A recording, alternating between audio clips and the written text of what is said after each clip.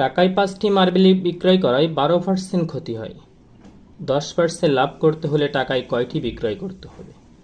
যদি খুবই অল্প সময়ে সমাধান করতে চাই তাহলে আমরা ছোট্ট একটি সূত্র অ্যাপ্লাই করতে পারি।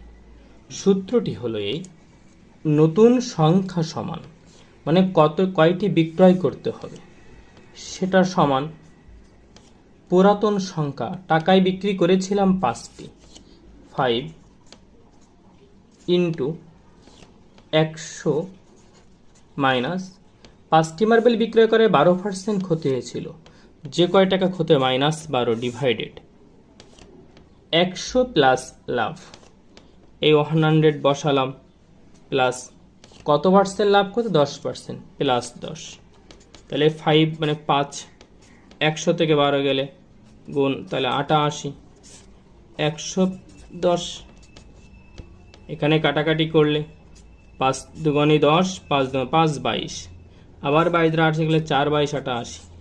অতএব টাকায় যদি 4টি মার্বেল বিক্রয় করি তাহলে আমাদের 10% লাভ হবে, টাকায় 4টি মার্বেল।